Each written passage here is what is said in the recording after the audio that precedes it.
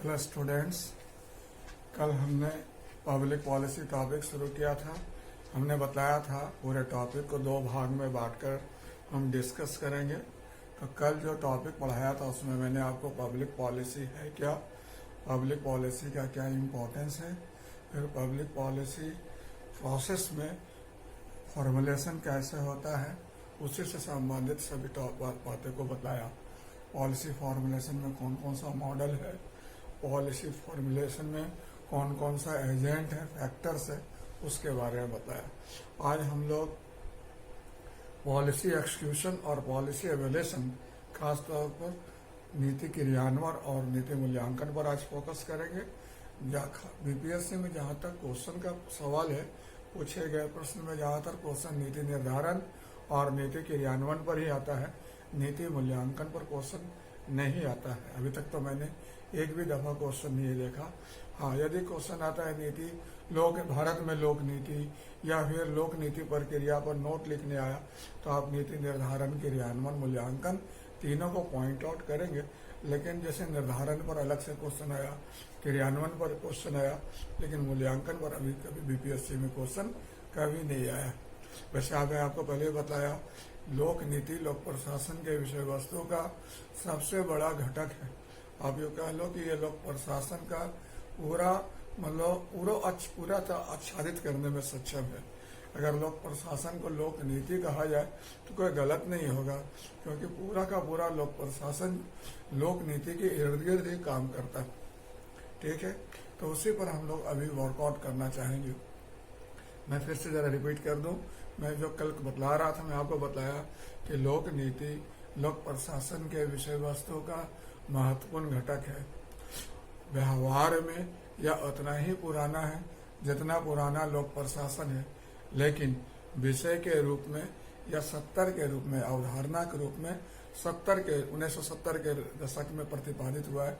क्योंकि आपको याद होगा, लोक प्रशासन के उद्विकास का जो 5वां चरण है उसको हम लोक नीति परिप्रेक्ष्य का काल कहते हैं। क्लियर है? लोक नीति अवधारणा जो है, मोटा मोटी आप समझ लो, राजनीति प्रशासन द्विभाषीकरण का उलट है। जैसे राजनीति प्रशासन द्विभाषीकरण में हम लोग क्या बोलते थे, राजनीति अलग है, प्रशासन अलग है, नीति निर्धारण अलग है, नीति क्रियान्वयन अलग है। राजनीति का काम नीति निर्धारण करना है और प्रशासन का काम नीति क्रियान्वयन करना है। लेकिन बाद में हम लोगों ने यह देखा कि नीति निर्धारण और नीति क्रियान्वयन दोनों एक दूसरा से घनिष्ठता से जुड़े हुए हैं। जैसा कि कल आपको मैं एक स्टेटमेंट बतला रहा था एंडरसन का, नीति को वैसा ही कि निर्धारित किया जाना चाहिए जैसा उसे क्रियान्वित किया जाना है, और उसे वैसा ही क्रियान्वित किया जाना चाहिए जैसा वह निर्धारित किया गया है। अर्थात नीति निर्धारण और नीति क्रियान्वयन अलग अलग अवधारणा नहीं है, बल्कि दोनों एक दूसरे से जुड़ा हुआ है, और दोनों के सहयोग पर ही, दोनों के उपयुक्तता पर ही लोक नीति की सार्थकता और प्रभावकारिता निर्भर करती है। यदि सपोज कीजिए नीति निर्धारण बहुत बेहतर ढंग से हुआ, नीति क्रियान्वयन बेहतर ढंग से नहीं हुआ, तो मामला सिफर हो गया। या यूं कहो कि नीति क्रियान्वयन तो ठीक से कर रहे हैं, लेकिन नीति निर्धारण ही गलत ढंग से हुआ था, तो भी परिणाम बेकारी हो जाएंगे। इसलिए नीति निर्धारण और नीति क्रियान्वयन दोनों का महत्वपूर्ण होना आवश्यक है। मैं तो कहूँ कि नीति निर्धारण, नीति क्रियान्वयन और यहाँ तक कि नीति मूल्यांकन का ही प्रभावी होना आवश्यक है। यदि नीति निर्धारण और नीति क्रियान्वयन ठीक ठाक रहा, लेकिन मूल्यांकन गलत हो गया, फिर अगले चरण का जो नीति निर्धारण होगा वह त्रुटिपूर्ण हो जाएगा, फिर एक विशियस सर्किल डेवलप कर लेगा रॉन्ग्स का, वह एकदम बिल्कुल व्यवस्था को डुबा देगा। इसलिए नीति प्रक्रिया में जो हम लोग नीति निर्धारण, नीति क्रियान्वयन और नीति मूल्यांकन तीनों के उपयुक्तता पर विचार करते हैं। तीनों को सार्थक होना चाहिए, तीनों को प्रभावकारी होना चाहिए, तभी आप लोक नीति के सार्थकता और प्रभावकारिता की बात सोच सकते हैं। तो लोक नीति के बारे में बताया कि लोक नीति वर्चुअली सरकारी नीति कहते हैं, जो किसी उद्देश्य की प्राप्ति के लिए, किसी लक्ष्य के प्राप्ति के लिए बनाई जाती है। मैंने बताया था कि लोक नीति जो है समाज के मूल और प्राथमिकता को दर्शाता है।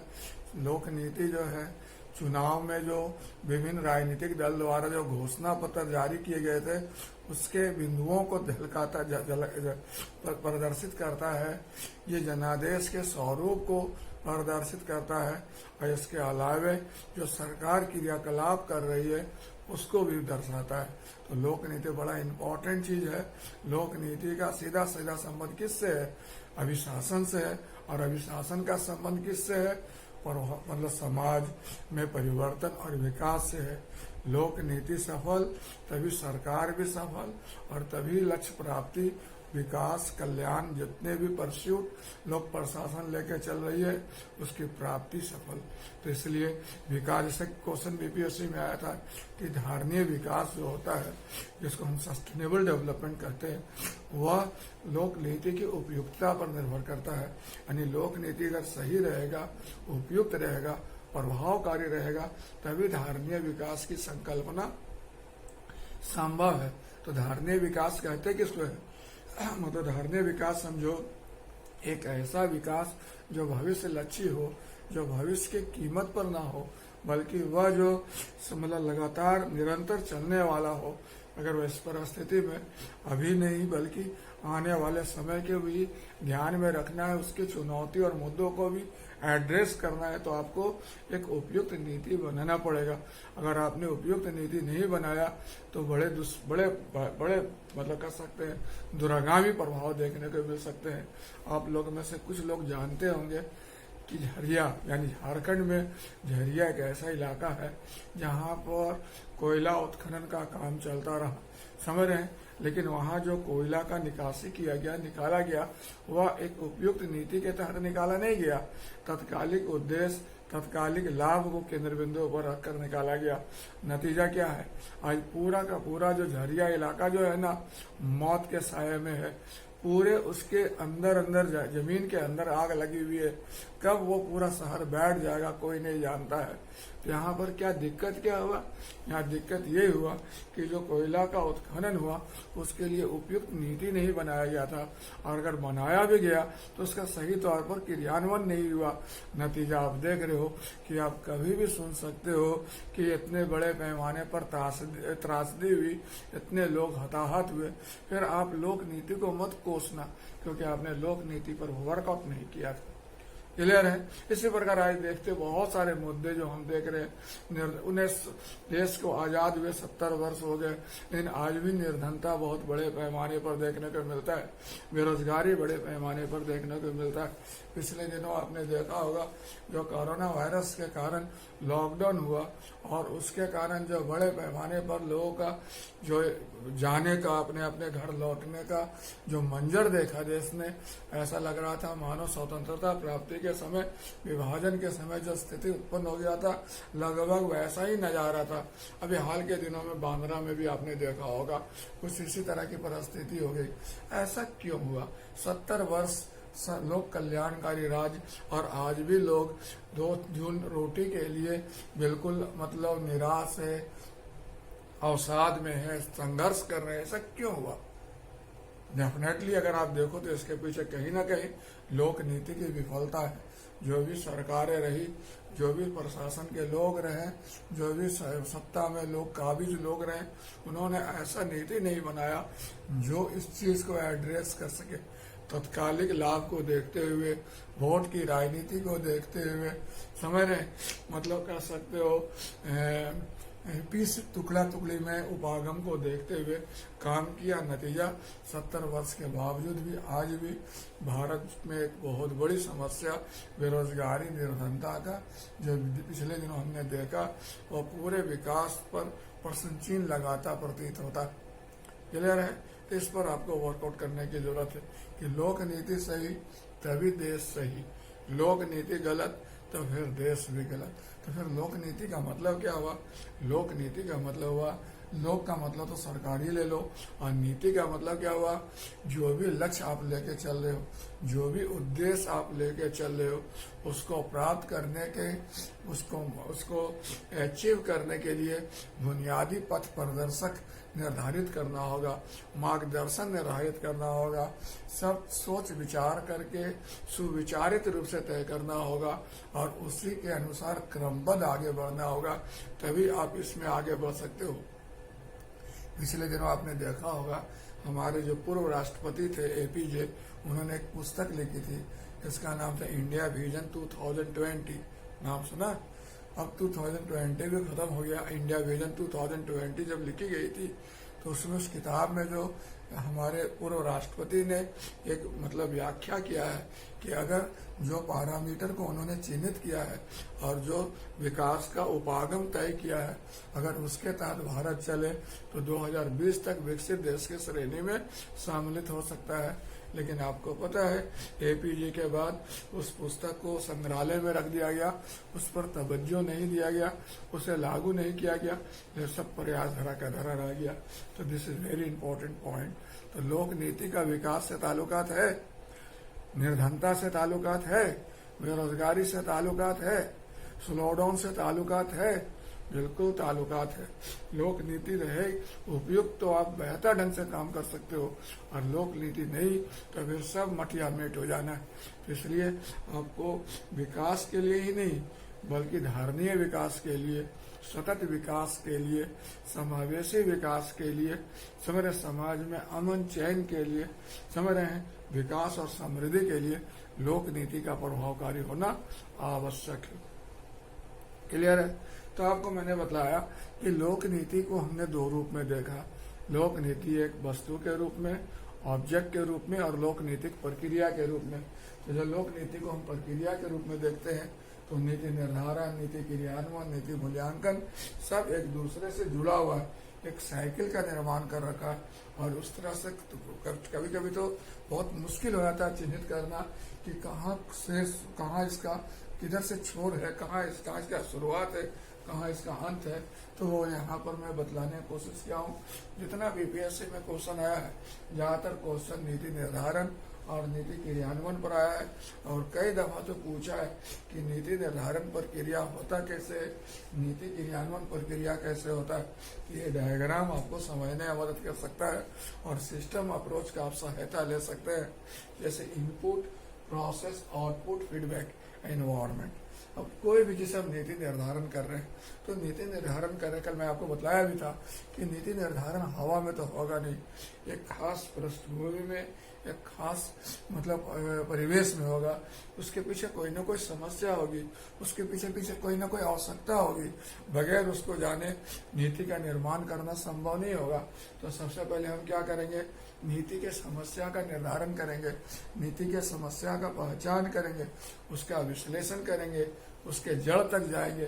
फिर क्या होगा, हम नीति समस्या के निवारण के लिए विभिन्न विकल्पों को खोजेंगे, और विभिन्न विकल्पों को खोजने के बाद प्रत्येक विकल्प के गुण व दोष पर विचार करेंगे और उन्हें प्राथमिकता के अनुसार श्रृंखलाबद्ध करेंगे। समझ रहे? फिर क्या होगा, फिर मैं किसी उपयुक्त नीति विकल्प को चूज करूंगा और फिर उसको एक्सिक्यूट करूंगा। समझ रहे? और एक्सिक्यूट करने के बाद हो सकता है बहुत सारी चीजें आपको उस समय निर्धारण के समय पता ना लगा, जो क्रियान्वयन के समय पता लगेगा, तो उसको जमा करेंगे और अगले चरण का जो नीति निर्धारण प्रक्रिया होगा उसमें करेक्शन करेंगे। और इस प्रकार ये प्रक्रिया हमेशा चलता रहता है। तो यहाँ समस्या का निर्धारण और विश्लेषण, या विकल्पों का खोज और विश्लेषण, या चयन और क्रियान्वयन, या पुनर्निवेशन और मूल्यांकन, ये सुधार, ये प्रोसेस हुआ। अब इसे बात करते हैं नीति क्रियान्वयन। अब ये जो एजेंसी है नीति क्रियान्वयन, अभी मैं इसी पर वर्कआउट कर रहा हूँ। नीति क्रियान्वयन करना है तो नीति क्रियान्वयन को भी इस इनपुट आउटपुट मैकेनिज्म के द्वारा दर्शाया जा सकता है। कैसे दर्शाया जा सकता है बताइए? आप केवल ध्यान में रखो, एक वीडियो को ले लो, एक सीओ को ले लो, एक डीएम को ले लो, एक सीओ या वीडियो या जो भी क्रियान्वयन कर रहा है।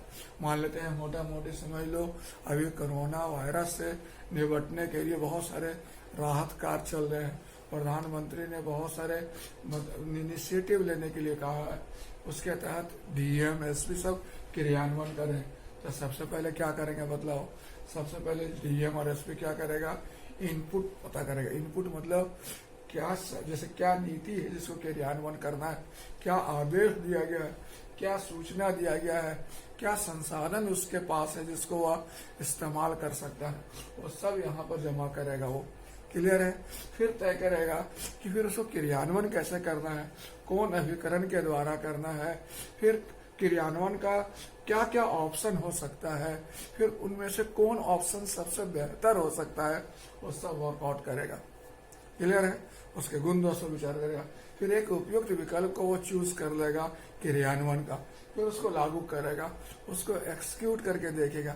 इस उदाहरण के तौर पर मोटा मोटी आप समझ लो कि पैसा बांटने के लिए आया कि हर बैंक के खाता में या जैसे जनधन अकाउंट में पैसा या हर अकाउंट में 1000 रुपया डाला गया। क्लियर है। अब आ गया क्रियान्वयन होने के लिए, पूरा का पूरा हुजूम ऑफिस में कलेक्ट्रेट में आके जमा हो गए, मेरा पैसा दो, मेरा पैसा दो।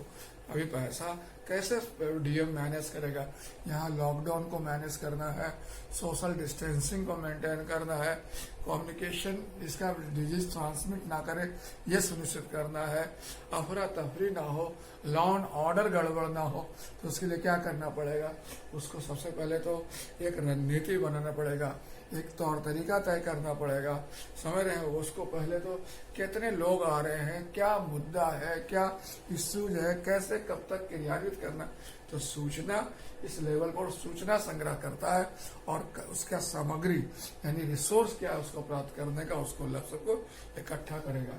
फिर क्या करेगा, फिर उसका फिर स्ट्रैटेजी बनाएगा, ऑप्शन तय करेगा कैसे कैसे क्रियान्वयन करना है।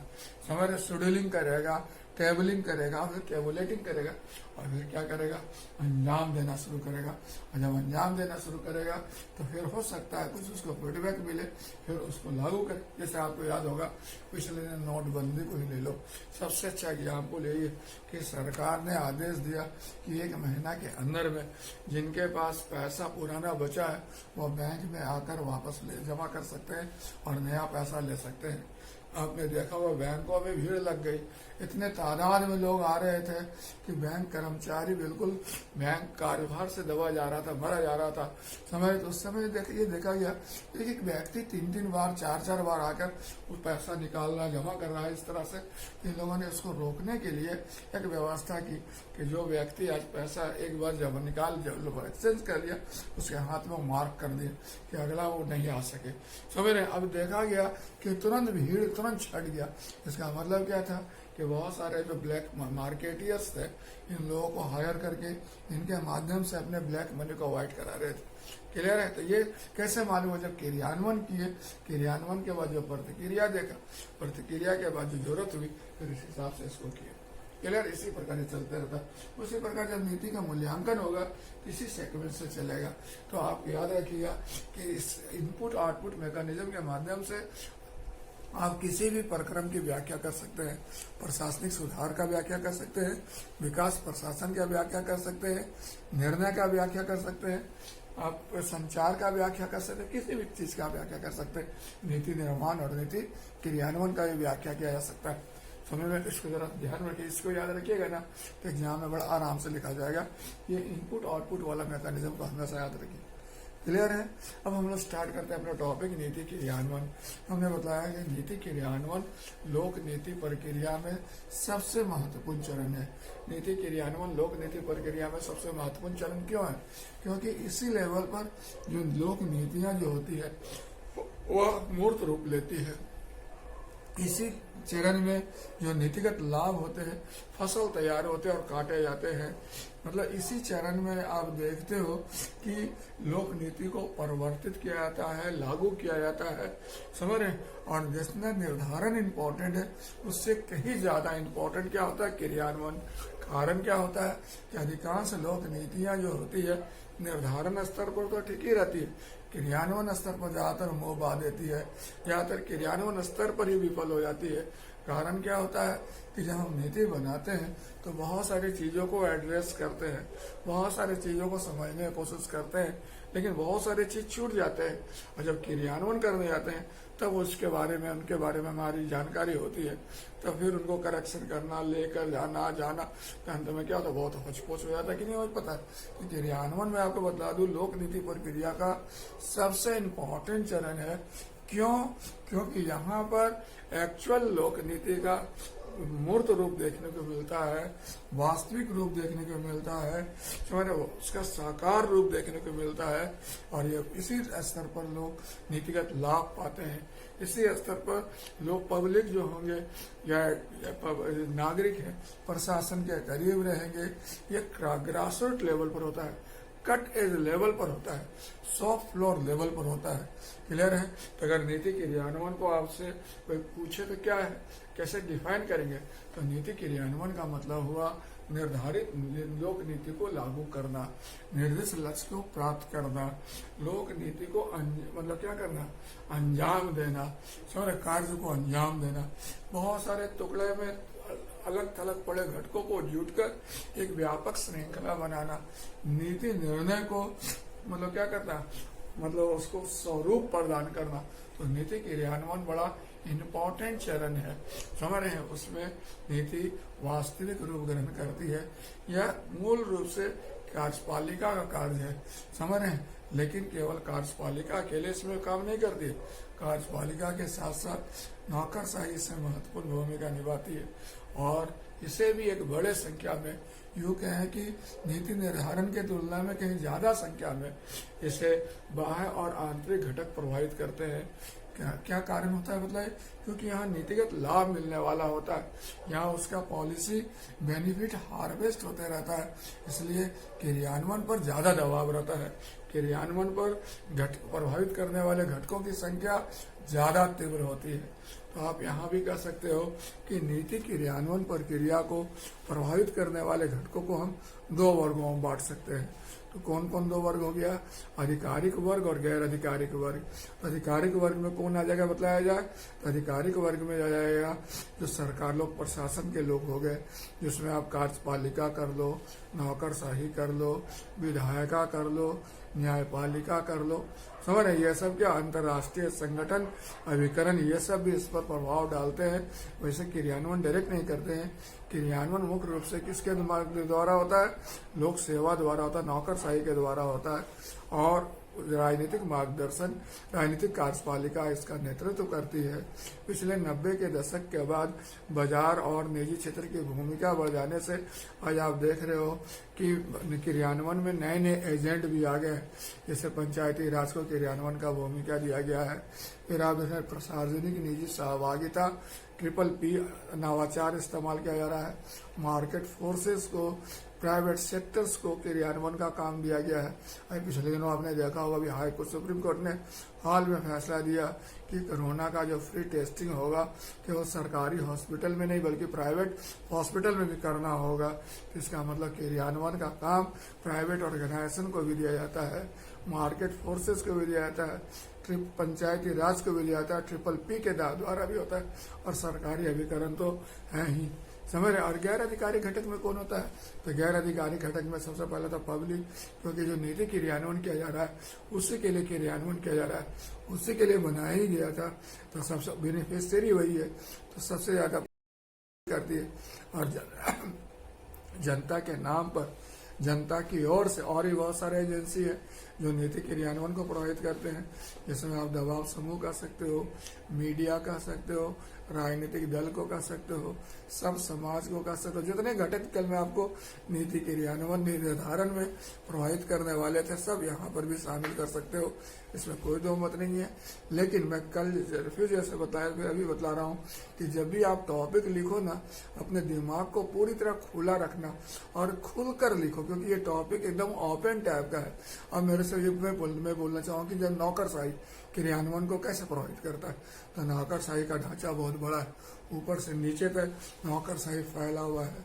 ऊपर जो नौकरशाही है वह नीति क्रियान्वयन को नीति निर्देशन के द्वारा प्रभावित करता है। हमारे मध्य स्तर पर जो नौकरशाही है वह नौकरशाही को पर्यवेक्षण द्वारा प्रभावित करता है नीति क्रियान्वयन को, और जो लोअर स्तर पर नौकरशाही वह वर्चुअली एक्चुअली काम करता है, क्रियान्वयन करता है। इस प्रकार आप देखते हो नीति निर्धारण में, नीति क्रियान्वयन में नौकरशाही की जितनी अच्छाइयां हैं, उसके जो विशेषताएं हैं, वह लोक नीति क्रियान्वयन को सकारात्मक रूप में परिभाषित करती है। यह प्रभावित करती है। और नौकरशाही की जो परिसीमा है वह लोक नीति क्रियान्वयन को नकारात्मक रूप में प्रभावित करती थी। इस प्रकार एकदम टोटल वे में लिखो, कोई इसमें कोई परहेज या गुरेज नहीं है। जितना जानते हो समझ निष्पक्ष ढंग से लिखो, वस्तुनिष्ठ ढंग से लिखो, कन्फ्यूजन नहीं करने का मतलब सही होना चाहिए केवल, ठीक है, देयर इज नो कन्फ्यूजन। तो आपको मैं बता दूं कि नीति क्रियान्वयन मुख्य रूप से किसके द्वारा होता है, राजनीतिक कार्यपालिका के हिस्से में आता है। मतलब मंत्रिमंडल हुआ, मंत्री परिषद हुआ, प्रधानमंत्री हुआ, मुख्यमंत्री हुए, मंत्रियों का समूह हुआ, ये लोग मुख्य रूप में नीति क्रियान्वयन के लिए उत्तरदायी होते हैं। क्लियर है। इन्हें जनादेश मिला होता है, इन्हें 5 साल का समय में पूरा जनादेश को सम्मान करना होता है, और उन्हें इन कार्य में सहायता कौन करता है, तो नौकरशाही करती है। तो राजनीतिक कार्यपालिका का स्वरूप क्या है वह भी तय करता है कि अमेरिका का अधिष्ठात्मक व्यवस्था या भारत का संसदीय लोकतांत्रिक शासन प्रणाली है, बहुमत का स्थिति क्या है, गठबंधन सरकार है कि एक दलीय बहुमत वाली सरकार है, फिर जो नेता बैठा हुआ है जो मुख्यमंत्री या प्रधानमंत्री के पद पर कितना योग्य है, कितना काबिज है, कितना दूरदर्शी है, उसका क्या पॉलिसी है, क्या उसका एजेंडा है, क्या उसका विजन है, ये सब तय करता है नीति क्रियान्वयन पर। अगर सब चीज ठीक ठाक रहा तो निश्चित रूप से नीति क्रियान्वयन प्रभावी ढंग से होता है। इसमें थोड़ी सी भी कहीं कमजोरी हुई तो सीधा सीधी प्रभाव नीति क्रियान्वयन पर देखने को मिलता है। इसके अलावा नौकरशाही के बारे में आपको मैंने बताया कि नौकरशाही जो होता है वह मेन एजेंसी है जिसको क्रियान्वयन का जिम्मेवारी मिला है। नौकरशाही का बड़ा स्वरूप नीति क्रियान्वयन से प्रत्यक्ष रूप से जुड़ा हुआ है। नौकरशाही की अच्छाइयाँ नीति क्रियान्वयन को सकारात्मक रूप में प्रभावित कर रही है, नौकरशाही की परिसीमाएं नीति क्रियान्वयन को नकारात्मक रूप में प्रभावित कर रही है। या पिछले दिनों मैंने बताया बाजार और निजी क्षेत्र भी नीति क्रियान्वयन कार्य से जुड़े हैं और इनका तादाद बढ़ रहा है। फिर आप देखोगे विधायिका नीति क्रियान्वयन कार्य करती नहीं है, लेकिन नीति क्रियान्वयन पर नजर रखती है, नियंत्रण रखती है। और वह संसदीय प्रश्न हुआ, प्रस्ताव हुआ, बजट हुआ, लेखा परीक्षण हुआ, इसके बाद संसदीय समिति हुआ, इसके माध्यम से क्या करती है, नियंत्रण रखती है क्रियान्वयन पर। और वही दूसरी तरफ न्यायपालिका का भी नीति क्रियान्वयन पर नजर रहता है। वह सुनिश्चित करती है कि नीति क्रियान्वयन विधि सम्मत हो, संविधान के भावना के अनुरूप हो, किसी प्रकार से उसका मतलब संविधान का उपेक्षा ना हो और गलत ना हो, और उसी हिसाब से वह न्यायिक समीक्षा करती है और संविधान के उल्लंघन की स्थिति में उसे निरस्त कर सकती है। तो न्यायपालिका न्यायिक समीक्षा द्वारा, सरकार के विरुद्ध मुकदमा के द्वारा, अधिकारियों के विरुद्ध मुकदमा के द्वारा, अधिक असाधारण उपचार के द्वारा, जनहित याचिका के माध्यम से क्या करती है, प्रशासन न्यायिक समीक्षा के माध्यम से, न्यायिक सक्रियता के माध्यम से प्रशासन के क्रियान्वयन पर या लोक नीति क्रियान्वयन पर नजर रखती है। क्लियर है। तो ये अधिकारी घटक हो गया। और गैर अधिकारी घटक में जनता, जो मैं आपको बता दिया कि मेन तो वही है, जनता है। जनता के लिए नीति बनी है, वह उसका मुख्य लाभार्थी है, उसके हक में हो रहा है या नहीं हो रहा है, कहीं किसी तरह दिक्कत हो तुरंत जनता भी रोड पर उतर आती है, विरोध करना शुरू कर देती है, दबाव बनाना शुरू कर देती है। उसके अलावे एक बड़े संख्या में दबाव समूह काम करते हैं जो लोक नीति क्रियान्वयन को अपने पक्ष में करने का प्रयास करते रहते हैं। उसी प्रकार सब समय नीति क्रियान्वयन में सहयोग देती है और अपने हिसाब से उसे प्रभावित करती है। उसी प्रकार मीडिया, फिर कह सकते हो राजनीतिक दल, फिर अंतर्राष्ट्रीय अभिकरण, सब वन वे और अदर वे क्या करते हैं, नीति क्रियान्वयन को प्रभावित करते हैं और अपने अपने पक्ष में उसे करने का प्रयास करते हैं। इस प्रकार नीति क्रियान्वयन की प्रक्रिया बहुत ही व्यापक हो जाता है, बहुत ही विहंगम हो जाता है, बहुत ही असमान हो जाता है। लेकिन नीति क्रियान्वयन, जैसा कि आपको मैंने बताया कि यह लोक नीति प्रक्रिया का आत्मा है और इस पर लोक नीति की प्रभावकारिता क्या है, डिपेंड कर रहा है। मैं आपको बतला दूं कि लोक नीति क्रियान्वयन का हम लोग आमतौर पर क्या मतलब समझते हैं। लोक नीति क्रियान्वयन का मतलब समझते हैं लोक नीति को लागू करना, लेकिन लोक नीति का क्रियान्वयन के और भी कई आयाम हैं। मैं आपके साथ कुछ आयाम डिस्कस करना चाहूँगा। सबसे पहला और सबसे महत्वपूर्ण आयाम है कि लोक नीति जो है दबाव के राजनीति के रूप में काम करती है, यानी इसके माध्यम से दबाव बनाया जा सकता है, अपने लोगों को लाभान्वित किया जा सकता है, विरोधियों को शांत किया जा सकता है। क्लियर है? तो पहला चीज क्या हुआ, लोक नीति क्रियान्वयन दबाव के राजनीति के रूप में। दूसरा हुआ जनादेश के सम्मान के रूप में, क्योंकि लोक नीति जनादेश को लागू करने के लिए बनाया गया, इसलिए आप लोक नीति क्रियान्वयन को समझो कि वह जनादेश के सम्मान के दृष्टि से महत्वपूर्ण है। तीसरा देखते हो क्रियान्वयन के माध्यम से हम लोक नीति क्रियान्वयन जो है जवाबदेहिता और नियंत्रण के साधन के रूप में काम करता है, अर्थात इसके क्रियान्वयन के माध्यम से आप क्या देखते हो, संसद और न्यायपालिका सरकार पर नियंत्रण रखती है, सरकार जो है प्रशासन पर नियंत्रण रखती है, उच्च अधिकारी निम्न स्तरीय अधिकारी पर नियंत्रण रखते हैं, कि नियंत्रण और जवाबदेहिता सुनिश्चित करने में भी सहयोग देता है। इसके अलावा क्या है कि क्रियान्वयन के कार्यक्रम में हम देखते हैं सरकारों के बीच मोल भाव देखते हैं, समय में बार्गेनिंग देखते हैं, सब लोग चाहते हैं कि हमारे को नीति क्रियान्वयन का ज़्यादा लाभ मिले, समझ रहे हैं, और सब अपना अपना दांव भी चलते हैं, और जिसको दांव हिट कर गया वो उसको अपने पक्ष में कर दिया। और लास्ट में मैंने बताया कि लोक नीति क्रियान्वयन भी एक गेम है और एक क्रीड़ा है, और इसमें सब स्टेक होल्डर अपना अपना पैतरा देते रहते हैं ताकि लोक नीति का लाभ, जैसे चुनाव होते रहता है, अगर आप चुनाव का दिन घोषणा होगा उसमें देखो जो सहयोगी दल होंगे पैतरा करना शुरू कर देंगे, समझ रहे हैं, ताकि उनको ज़्यादा सीट मिले, समझ रहे हैं। जब सरकार बन रही होगी तो अधिक मंत्रालय लेने के लिए दबाव की राजनीति करते हैं, पैतरा करते हैं, गेम करते हैं, होता है कि नहीं होता? So this is basic point जो आप देखते हो। तो समझ में आ गया? तो लोक नीति क्रियान्वयन का एक एस्पेक्ट नहीं हुआ, लोक नीति क्रियान्वयन का 5 एस्पेक्ट हुआ। पहला दबाव के राजनीति के रूप में, दूसरा जनादेश के सम्मान के रूप में, तीसरा नियंत्रण और जवाबदेहिता के साधन के रूप में, चौथा अंतर सरकारी मोल भाव के रूप में, और पांचवा एक गेम के रूप में, मतलब क्रीड़ा के रूप में, दांव पेच के रूप में, समझ रहे हैं। नीति क्रियान्वयन जो होता है वह वर्चुअली मतलब प्रोसेस जो होता है उसमें क्रियान्वयन में होता क्या होगा, तो क्रियान्वयन में मुख्य रूपेण पोस्टकोर कार्य संपन्न होता है, पोकोक कार्य संपन्न होता है। तो पोस्टकोर का मतलब जो है planning, organising, staffing, directing, coordinating, reporting, budgeting हो गया जो लूथर गुलिक ने प्रतिपादित किया था, और पोकोक जो हेनरी फेल द्वारा दिया गया, planning, organising, command, control, coordination. तो यह सब काम संपन्न होता है कब, क्रियान्वयन के दौरान। यानी क्रियान्वयन जब भी हम करें तो हमको योजना बनाना पड़ेगा, फिर संगठन करना पड़ेगा, फिर कर्मचारी की व्यवस्था करनी पड़ेगी, फिर निर्देश देना पड़ेगा, फिर आप कह सकते हैं संचार करना पड़ेगा, समन्वय स्थापित करना पड़ेगा, नियंत्रण करना पड़ेगा, बजट बनाना पड़ेगा। यह सब क्या है, क्रियान्वयन संबंधित कार्य हुए जो क्रियान्वयन के दौरान करना ही करना है। अगर आप ना करेंगे, धन की व्यवस्था ना किया, संगठन की व्यवस्था ना किया, तो क्रियान्वयन हवा में तो होना नहीं है, उसको तो धरातल पर जाना है, तो निश्चित रूप से सब मतलब गड़बड़ हो जाएगा। इसलिए ये सब काम होना जरूरी है। तो हम यहाँ पॉइंट आउट करते हैं कि जब हम क्रियान्वयन करते हैं तो क्रियान्वयन करने के पहले हमारे कुछ कंडीशन को फुलफिल करना आवश्यक है। तो सबसे पहला कंडीशन क्या है, सबसे पहला कंडीशन ये है कि जो लोक नीति है उसको आप क्रियान्वयन योग्य बनाने के लिए कार्यक्रम, गतिविधि, परियोजना इत्यादि में बांट दें।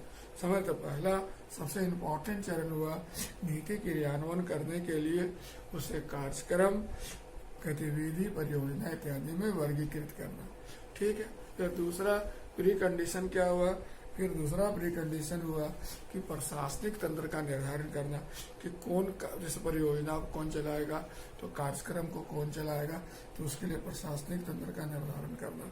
तीसरा हित समूह से, समझ रहे हैं, जो लोग इसके लिए जिसके लिए नीति बनाया गया है, जिनको लाभ मिलना है, उनसे संपर्क साधना, उनको सहभागी बनाना। चौथा दूसरे लाभार्थी जो इससे प्रभावित हो रहे हैं उनको भी विश्वास में लेना आवश्यक है। पांचवा जो रेगुलेटरी एजेंसी है उससे क्लियरेंस लेना जरूरी है, नहीं तो बीच में ही क्रियान्वयन के क्रम में ही वह उलझ सकता है, इसलिए क्लियरेंस रेगुलेटरी एजेंसी से लेना जरूरी होता है। फिर इसमें आप नवाचार के लिए भी जगह रखो, क्योंकि नवाचार बहुत जरूरी है। हो सकता है जो आप सोच के चल रहे हो वो नहीं है, बल्कि नया चीज़ की ज़रूरत हो, तो अगर जगह होगा तभी ये मैनेज हो संभव हो सकता है। फिर क्या होगा बताइए, आपको धन की व्यवस्था करनी होगी, सारे रिसोर्स की व्यवस्था करनी होगी, और अंतिम लास्ट बट नॉट लिस्ट, आपको लगातार नियंत्रण रखना होगा, अनुसरण करना होगा, मॉनिटरिंग करना होगा। जहाँ कहीं डेविएशन देखो, जहाँ कहीं कमी देखो, जहाँ कहीं फिसलन और विचलन देखो, तुरंत करेक्ट कर लो। तो ये 7 पॉइंट मैंने आपको बताया, जो क्रियान्वयन के क्रम में 8 पॉइंट बताया। पहला क्या हुआ, वर्गीकरण करना, अर्थात लोक नीति को परियोजना, कार्यक्रम इत्यादि में बांट लेना। दूसरा, प्रशासनिक तंत्र का निर्धारण कर लेना। तीसरा, हित समूह से संपर्क साधना। चौथा, अन्य लाभार्थियों को विश्वास में लेना। पांचवा, रेगुलेटरी एजेंसी जो इस पर लांगा डाल सकता है उससे क्लियरेंस ले लेना। फिर क्या हुआ, नवाचार के लिए जगह रखना। फिर क्या हुआ, धन की व्यवस्था कर लेना। और अंत में मॉनिटरिंग सिस्टम को इफेक्टिव रखना, क्योंकि मॉनिटरिंग नज़र रखता है कि क्रियान्वयन ढंग से हो रहा है या नहीं हो रहा है। अगर कहीं कोई गुंजाइश है तो करेक्शन भी करता है, क्योंकि जब एक बार क्रियान्वयन हो गया फिर उसके बाद इसमें करेक्शन नहीं होने वाला। जो हो रहा है क्रियान्वयन के क्रम में ही हो रहा है, क्रियान्वयन हो जाने के बाद फिर उसमें करेक्शन है, फिर तो मूल्यांकन होगा और अगले चरण का जो नीति प्रक्रिया होगा उसी में सुधार हो सकता है। इस चरण में तो शुरुआत नहीं होना, तो ये नज़र रखना बहुत इम्पोर्टेंट। याद रहेगा, समझ में आ गया आपको, कोई दिक्कत नहीं है, क्लियर है। तो आपने यहाँ पर पॉइंट आउट किया कि नीति क्रियान्वयन में मतलब ये सब, पहले तो नीति क्रियान्वयन के आयाम मैंने बताया, 5 आयाम बतलाया। फिर नीति क्रियान्वयन में जो 8 शर्त है जिस पर ध्यान रखना है वो आपको मैंने बतलाया। नीति क्रियान्वयन का 2 मॉडल है, एक को बताया bottom up top down approach, एक होता है bottom up approach. Top down approach का मतलब क्या हुआ कि ऊपर वाले व्यवस्था तय कर दिया और नीचे वाले एजेंसी को निर्देश दिया और उसके माध्यम से क्रियान्वयन कराया। और बॉटम अप अप्रोच में क्या हो रहा है, नीचे के जो अधिकरण है वही सब कुछ कर रहे हैं और केवल ऊपर वाले जो एजेंसी बैठी हुए उनको केवल कम्युनिकेट कर रहे हैं, उनको कॉन्फिडेंस में ले रहे हैं, बस उस तरह का। तो 2 तरह का, टॉप डाउन और बॉटम अप्रोच। जैसे आप देखते हो ये प्रतिरक्षा हुआ, फिर आंतरिक सुरक्षा हुआ, ये सब जो नियामकीय प्रशासन होते हैं उसमें टॉप डाउन ज़्यादा उपयुक्त माना जाता है, समझे, ऊपर से नीचे वाला। और जो विकास हुआ, कल्याण हुआ, ये सब के लिए ज़्यादातर बॉटम अप ज़्यादा उपयुक्त माना जाता है। तो 2 अप्रोच यहाँ पर नीति क्रियान्वयन में देखने को मिलता है। नीति क्रियान्वयन में नौकरशाही का ही भूमिका महत्वपूर्ण होता है, राजनीतिक कार्यपालिका का भूमिका महत्वपूर्ण होता है, और नीति निर्धारण में नौकरशाही के अलावा विधायिका का भी भूमिका महत्वपूर्ण होता है। एक आध दफा बीपीएससी में क्वेश्चन आया भी है कि नीति निर्धारण में विधायिका और न्यायिका नौकरशाही की भूमिका के बारे में लिखे। तो विधायिका के बारे में जब लिखते हैं तो बतलाइए कि पॉलिटिकल इंस्टीट्यूशन है, जनादेश से मिला है, 5 साल के लिए है, जनता के नब्ज पर पकड़ है, लेकिन एक्सपीरियंस वगैरह नहीं है, नौसिखिया टाइप का है। इधर कौन है, प्रशासन नौकरशाही, वर्षों से काम करने का अनुभव है, इसके पास फैक्ट्स है, एक्सपीरियंस है, समझ रहे हैं, इसके पास मतलब कह सकते हो तकनीकी पक्ष की जानकारी है। दोनों मिलकर, दोनों की भूमिका अलग है। नौकरशाही नीति निर्धारण में अपने हिसाब से प्रभावित करता है और राजनीतिक कार्य विधायिका अपने हिसाब से प्रभावित करता है, और दोनों एक दूसरे से अलग नहीं है, बल्कि दोनों डायमेंशन आवश्यक है। और दोनों डायमेंशन जब जुड़ेंगे तभी एक सार्थक और प्रभावकारी नीति प्रक्रिया संभव हो पाएगा। केवल विधायिका वाला पक्ष को ले ले तो भी पर्याप्त नहीं है, और केवल नौकरशाही वाला पक्ष ले ले तो भी पर्याप्त नहीं है। दोनों का पक्ष महत्वपूर्ण होता है, क्लियर है। तो फैक्ट कौन देता है, तो नौकरशाही। वैल्यू कौन देता है, तो विधायिका। तकनीकी पक्ष कौन जो होता है, तो नौकरशाही। और राजनीतिक पक्ष कौन जो होता है, तो अस्थायी रूप से कौन है, नौकरशाही। और कुछ समय के लिए कौन है, विधायिका है। व्यवसायिक कौन है, नौकरशाही। नौसिखिया कौन है, राजनीतिक कार्यपालिका। नीति में सामाजिक दार्शनिक आयाम कौन जोड़ेगा, विधायिका। और तकनीकी प्रबंधकीय आयाम कौन जोड़ेगा, नौकरशाही। तो इस सबके बाद दोनों जुड़ते हैं तभी नीति बेहतर ढंग से बन पाता है, क्लियर है। So this is basic point जो आपको ध्यान में रखना है। जो मैं आपको बता रहा था कि नीति क्रियान्वयन है तो बहुत इंपॉर्टेंट चरण, और नीति क्रियान्वयन में हम लोग नीति, जैसे आपको मैंने पॉइंट आउट किया कि नीति क्रियान्वयन में हम लोग मतलब बहुत सारा दबाव देखते हैं, बहुत सारा घटक देते हैं जो नीति क्रियान्वयन को अपने अपने हिसाब से प्रभावित करते हैं। समझ रहे हैं? तो कौन कौन कारण है जो नीति को प्रभावित करते हैं, मैंने यहाँ पर पॉइंट आउट किया है। इसको आप इन जनरल ध्यान में रखिएगा, ये सब में काम आएगा। नीति निर्धारण में भी काम आएगा, नीति क्रियान्वयन में भी काम आएगा, नीति मूल्यांकन में भी काम आएगा। मैंने बाधाओं को, हर्डल को 5 वर्गों में बांट दिया। एक को बोल दिया थ्योरेटिकल, एक को कह दिया पॉलिटिकल, एक को कह दिया एडमिनिस्ट्रेटिव, एक को कह दिया सब्जेक्टिव, और एक कर दिया इन्वायरमेंट। मतलब हम जैसे देख रहे हैं, हम नीति निर्धारण कर रहे हैं तो अस्पष्ट नीति लक्ष्य वगैरह किस में आ जाएगा, सैद्धांतिक में आ जाएगा। शोध अनुसंधान वगैरह प्रॉपर नहीं होना इसी में आएगा, मतलब सही तौर पर नीति बनाया ही नहीं। अब बनाने का काम किसका, राजनीतिक कार्यपालिका का। सहयोग देने का काम किसका है, और शासन का काम है। अब नीतियां भी एक तरह की नहीं होती है, कुछ नीति सरल और सहज प्रकृति की होती है, और कुछ नीति विगत प्रकृति की होती है विषय का। और पर्यावरण का भी स्वरूप एक जैसा नहीं रहता, कभी पर्यावरण सहयोगी होता है तो कभी कोई पर्यावरण प्रतिकूल हो जाता है, और उस हिसाब से नीति को प्रभावित करना शुरू कर देता है नीति। उसी प्रकार क्रियान्वयन में भी अब नीति गलत ढंग से बनी क्या है, राजनीतिक कार्यपालिका वोट की राजनीति देख रहा है, यह अपना हित देख रहे हैं। ये नीति है बहुत टेक्निकल नेचर का है, जिसको क्रियान्वयन करने के लिए आपके पास वैसा एक्सपर्टाइज नहीं है। कई दफा आप सुनते हो, मैं तो कभी देखे एक्सरे मशीन या बहुत बड़ा बड़ा मशीन और पटना के जो PMCH में खरीदा के रखा हुआ है और सड़ गया, बाहर पड़ा और उसका कोई लाभ नहीं हुआ। FCI के अनाज जो है स्टेशन पर सैकड़ों संख्या में, हजारों की संख्या में पड़ा हुआ है, और धूप पानी से सड़ गया अनाज और फेंका गया। क्यों? तो उसको आप उस तरह से मैनेज नहीं कर पाए, तो पर्यावरणीय बाधा हो सकता है या फिर विषयगत हो सकता है। तो बहुत सारा चीज है जो लोक नीति को क्या करता है, डैमेज करता है। तो लोक नीति को हम 5 वर्गों में उसके बाधाओं को इन जनरल कहीं पर भी क्लासीफाई करके लिख सकते हैं। राजनीतिक, प्रशासनिक, विषयगत। विषयगत का मतलब क्या हुआ, उस विषय से संबंधित नीति, कृषि नीति हुआ, औद्योगिक नीति हुआ, प्रौद्योगिक नीति हुआ, हमारे मौद्रिक नीति हुआ, राजकोषीय नीति हुआ। होता है कि नहीं, बहुत सारे नीति को तो सांसद वगैरह समझ ही नहीं पाते ढंग से, क्रियान्वयन नहीं हो पाता है, या विधान बहुत सारे नौकरशाही नहीं समझ पाती नीति को कैसे उसको लागू करना है। अभी देखो डिजिटलाइजेशन जो हुआ है, बहुत सारे डिजिटलाइजेशन में अधिकारी को पता नहीं कि कैसे डिजिटल करना, कैसे काम करता है। तो बट नेचुरल है, क्रियान्वयन बाधित हो नहीं होना है। आज जगह हर स्टेशन पर या हर जगह नया नया मैकेनिज्म लागू किया गया, इन अधिकारियों को उसकी जानकारी नहीं है, सीखना नहीं चाहते हैं, सिखलाया गया है लेकिन अभी भी पुराने मानसिकता से जुड़े हुए, मूल्य प्रणाली बदलने के लिए तैयार नहीं। सारे कहेंगे तो पर्यावरण ही हेल्प नहीं कर रहा, वहाँ पर सिचुएशन एडवर्स है। रहने से देखते नक्सल प्रभावित क्षेत्र में चुनाव पहले ही खत्म कर दिया जाता है। कई दफा तो चुनाव हो ही नहीं सकता कि जब कुछ इस तरह की घोषणा कर दी जाती है नक्सलियों द्वारा, तो बड़ी दिक्कत हो जाती है। तो ये सब क्रियान्वयन की समस्या है जो आपको ध्यान में रखना है। क्लियर है? लेकिन मैं आपको यहाँ पॉइंट आउट कर सकता हूँ। सबसे पहला जो नंबर 1 में है कि जो नीति है उसमें स्पष्टता का अभाव है। मेरे बात समझ रहे हैं? इसका बहुत सारे नीति के जो घटक है उनके बीच क्या संबंध है उसका अभाव है। फिर संगठन का प्रशासन विकास उस हिसाब से नहीं किया गया है कि जो इस नए रिस्पॉन्सिबिलिटी को मैनेज कर सके। जो कभी कभी नीतियां जो मैंने को ज्यादा ओवर एम्बिशियस रहता है, आइडियलिस्टिक तरह का रहता है, वो व्यवहारिक रूप लेने वाला होता ही नहीं है, थोड़ा इमेजिनरी टाइप का नीतियां बना रखे हो आपने।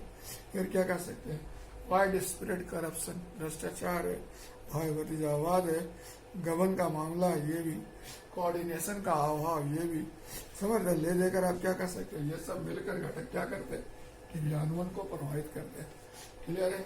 इनमें दूरदर्शिता का अभाव, इनका लाल फीताशाही, इनका अव्यावहारिक स्वरूप, इनका प्रतिकूल स्वरूप, इनकी अस्पष्टता मिला जुला कर क्या करता है, लोक नीति को पूरी तरह बैठा देता है। और ये कारण होता है कि लोक नीति ढंग से क्रियान्वित नहीं हो पाती है तो समस्याएं जो पहली है वही बनी रहती है, और इस प्रकार फिर उसका गलत तरीका से मूल्यांकन करके किसी तरह जान बचा लिया जाता है।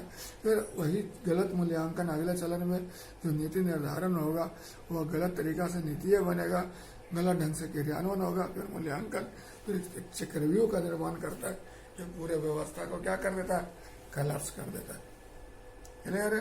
तो जब नीति बना है तो इस चीज को थोड़ा याद रखना पड़ेगा कि आप जो है ना मतलब प्रॉपर होमवर्क करके करें, मतलब नीतियाँ स्पष्ट रूप से बनाए, सारे वास्तविक दृष्टिकोण रखे, सत्ता का पर्याप्त विकेंद्रीकरण करे, समर्थन में जितने आपको 7 प्रीकंडीशन ने बताया था कि आप वर्गीकरण करो, प्रशासनिक तंत्र का निर्धारण करो, धन की व्यवस्था कर लो, जिनके लिए नीति बनाई जा रही है उनका विश्वास ले लो, जो उसको प्रभावित कर सकते उसको भी एनलिस्ट कर लो, समझ रहे हैं। फिर कह सकते हैं नवाचार के लिए जगह रख लो, तभी आप नीति के क्रियान्वयन की सफलता सुनिश्चित कर सकते हैं। क्लियर है? There is no confusion.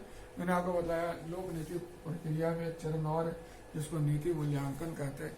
ये बड़ा इंपॉर्टेंट चरण है, लेकिन सबसे बड़ा पहलू क्या है, इस पर मैंने आज तक कहीं भी वर्कआउट क्वेश्चन तो बीबीएससी का पूछता ही नहीं इस पर। जबकि आपको बता दूं हम पूरा एनर्जी नीति निर्धारण में लगाए थे, फिर थोड़ा बहुत बचता है तो क्रियान्वयन में बचता है, और मूल्यांकन आते आते पूरा एनर्जी खत्म हो जाता है। अब मूल्यांकन का मतलब क्या हुआ, क्रियान्वयन हो गया, अब उसके बाद देखेंगे कि उसका क्या प्रभाव पड़ा, क्या उसने इफेक्ट क्रिएट किया, समझ रहे, क्या उसका कारण क्या था इफेक्ट होने का। तो नीति क्रियान्वयन लोक नीति प्रक्रिया का अंतिम परंतु सर्वाधिक महत्वपूर्ण चरण है। क्लियर? इसमें हम लोग क्या करते हैं, इसमें हम नीति निर्धारण के प्रभाव को निर्धारित करना चाहते हैं कि उसका क्या प्रभाव पड़ा, समझ रहे, उसका क्या समाज पर परिवर्तन दर्ज हुआ, कितना वह विफल रहा, समझ रहे, उसका क्या लेखा जोखा है, यह सब पता करने का काम क्या होता है, क्रियान्वयन के मूल्यांकन के क्रम में होता है। और मूल्यांकन भी जो होता है उसमें भी एक बड़े सभी से तो मूल्यांकन का काम तकनीकी रूप से देखा जाए तो न्यायपालिका का है, फिर विधायिका का है, फिर बहुत सारे विशिष्ट अभिकरण तो उनका है, लेकिन इसके अलावा भी आंतरिक मूल्यांकन भी होता है, वह मूल्यांकन भी होता है, आधिकारिक मूल्यांकन भी होता है, गैर आधिकारिक मूल्यांकन भी होता है। इस प्रकार आप देखते हो कि मूल्यांकन में भी कुछ उसी तरह का स्थिति है, आधिकारिक और गैर आधिकारिक।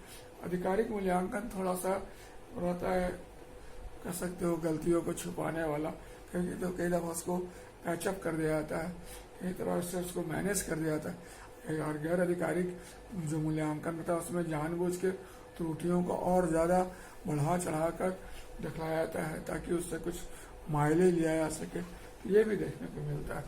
तो नीति मूल्यांकन का मतलब क्या हुआ बताइए। नीति मूल्यांकन का मतलब हुआ जो नीति क्रियान्वयन किया गया है, क्रियान्वयन के बाद क्या प्रभाव पड़ा है, क्या परिवर्तन लाया है, क्या समाज पर असर दिखलाया, वो निर्धारित करना, उसी को हम मूल्यांकन कहते हैं। ये बड़ा इम्पोर्टेंट चरण है, समझ रहे हैं, क्योंकि नीति की सार्थकता यही तय होती है कि नीति सफल रहा या विफल रहा। और अगले चरण का नीति का भी लेखा जोखा भविष्य यही से निर्धारित होगा। अगर सही निर्धारण मूल्यांकन हुआ तो अगले चरण का नीति निर्धारण भी सही होगा, अगर गलत मूल्यांकन हो गया तो अगले चरण का नीति मूल्यांकन भी नीति निर्धारण भी गलत हो जाएगा। तो समझ में आया आपको कि इसको प्रभावित करने वाले घटक कौन है, आधिकारिक और गैर आधिकारिक। तो विधायिका, न्यायपालिका, फिर सरकार के बहुत सारे अंदर में आंतरिक अभिकरण जो मूल्यांकन काम करते हैं, योजना आयोग में योजना मूल्यांकन संगठन जो था वो मूल्यांकन करती है, CSSO सेंट्रल स्टैटिस्टिकल सर्वे ऑर्गेनाइजेशन जो है CSO, ये NSSO, ये सबसे मूल्यांकन से जुड़े हुए ऑर्गेनाइजेशन है, समझ रहे हैं।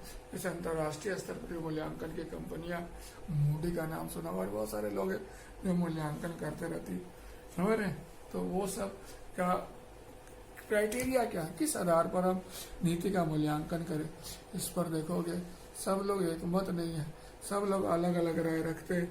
आमतौर पर जो हम लोग देखते हैं कि क्षमता के आधार पर नीति का मूल्यांकन होता है, पैरेटो ऑप्टिमलिटी के आधार पर होता है, दक्षता के आधार पर होता है, लोकहित के आधार पर होता है। तो ये सब कुछ क्राइटेरिया निर्धारित किया, क्या नीति पर्याप्त है, पर्याप्तता के आधार पर।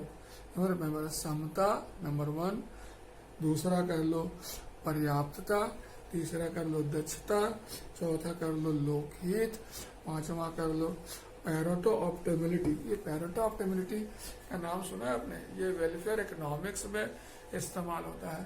पैरेटो ऑप्टिमलिटी कहता है किसी को लाभान्वित करने के लिए किसी दूसरे को दुष्प्रभावित ना करना, यानी बगैर किसी दूसरे को दुष्प्रभावित किए किसी एक को लाभान्वित करें, इसको पैरेटो ऑप्टिमलिटी कहते हैं। हमारा जो रिजर्वेशन है कुछ इसी तरह बनाया गया है कि हम किसी एक को लाभान्वित कर रहे हैं, लेकिन किसी एक को लाभान्वित करने के लिए किसी एक को दुष्प्रभावित नहीं कर रहे हैं, किसी एक विशेष को दुष्प्रभावित नहीं कर रहे हैं, जनरल व्यवस्था से उनको किसी एक को लाभान्वित करने का कोशिश कर रहे हैं। यही पैरेटो ऑप्टिमलिटी होता है, किसी दूसरे विशेष को बगैर दुष्प्रभावित किए किसी एक को लाभान्वित करना। क्लियर है? तो 5-6 पॉइंट मैंने बताया। कौन कौन पॉइंट बताया? पहला तो दक्षता के आधार पर, दूसरा प्रभावकारिता के आधार पर, तीसरा पर्याप्तता के आधार पर, चौथा समता के आधार पर, पांचवा पैरेटो ऑप्टिमलिटी के आधार पर, छठा लोकहित के आधार पर नीति का मूल्यांकन किया जा सकता है। और नीति मूल्यांकन को भी 2 घटक है, आधिकारिक घटक और गैर आधिकारिक घटक, जो नीति मूल्यांकन काम को प्रभावित करते हैं। क्लियर है? नीति मूल्यांकन का क्या फायदा होता है? तो नीति मूल्यांकन से नीति की सफलता विफलता का पता लगता है, हमारे लागत लाभ का पता लगता है, इससे पुनर्निवेशन में सहयोग मिलता है, अगले चरण के नीति निर्धारण के लिए मुद्दे नीतिगत समस्याएं उत्पन्न होती है जिसका निर्धारण होता है, और फिर नीति प्रक्रिया को एक निरंतरता बनाए रखने में सहयोग मिलता है। तो नीति मूल्यांकन बहुत आवश्यक है। मूल्यांकन के बाद ही नीति प्रक्रिया एक निरंतर प्रक्रिया के रूप में काम कर पाती है। क्लियर है? लेकिन नीति मूल्यांकन में भी वही सब बात है जो आपको मैंने बताया। मूल्यांकन हम कर रहे हैं लेकिन नीति खुद अस्पष्ट है, क्लियर नहीं है, उसका लक्ष्य और स्वरूप ढंग का नहीं है, तो बट नेचुरल है कि मूल्यांकन करने में क्या होगा, कठिनाई होगी। फिर दूसरा है कि जो सरकार है जिनको वोट की राजनीति करनी है, वो भी कई दफा क्या करते हैं, मूल्यांकन को जानबूझकर अनदेखा करते हैं, सही मूल्यांकन दुष्प्रभावित करते हैं ताकि उनका वोट बैंक प्रभावित न होने पाए। अधिकारी तंत्र भी कई दफा गलतियों को छुपाने के लिए, त्रुटियों को छुपाने के लिए मूल्यांकन में कमी कर देते हैं, सही मूल्यांकन नहीं करने देते हैं। समझ रहे? कई दफा कुछ तो लोक नीति ऐसा होता है इसका मूल्यांकन करना ही बड़ा कठिन होता है, क्योंकि मूल्यांकन करने के लिए समझ रहे ना वैसा उपलब्ध तकनीक नहीं होता है, वैसा प्रविधि नहीं होता है, उसके कारण नीति सही तरह मूल्यांकन नहीं हो पाती।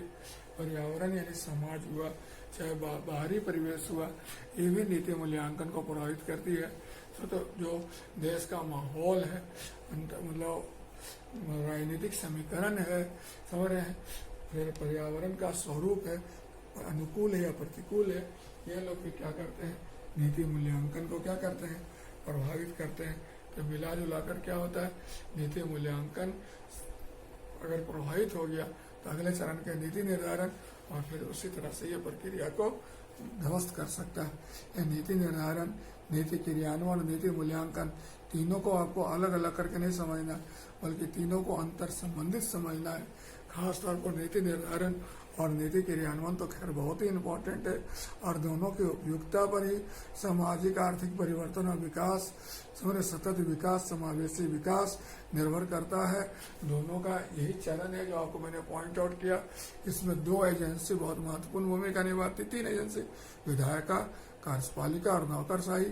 तीनों को बेहतर ढंग से समझिए, तीनों के अच्छाइयों को समझिए, तीनों के संरचनात्मक स्वरूप को समझिए, तीनों का विभिन्न देशों में अलग अलग हिसाब देखिए, और देखें कैसे ये तीनों घटक लोक नीति प्रक्रिया को, खासतौर पर निर्धारण क्रियान्वयन को प्रभावित करते हैं।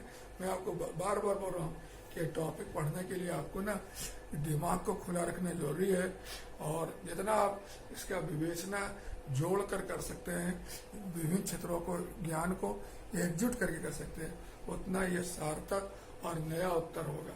तो आप बीपीएससी में जो क्वेश्चंस आए हैं, जैसे आप जो हाल में क्वेश्चन आया कि नीति निर्धारण और नीति क्रियान्वयन का उपयुक्त होना कैसे नीति लो सामाजिक आर्थिक विकास के लिए आवश्यक, उसी को लिखने की कोशिश करो, समझ रहे। और अगर कोई दिक्कत है तो आप मेरे को कांटेक्ट करना। ये टॉपिक बहुत इंपॉर्टेंट है, किताब या नोट्स ले लेना। इग्नू का नोट्स इसमें हेल्प कर सकता है, बीए और एमए का, उससे सहयोग लेकर इसको लिख सकते हो। और कोई दिक्कत हो तो कांटेक्ट करना। Okay, all the best, enjoy.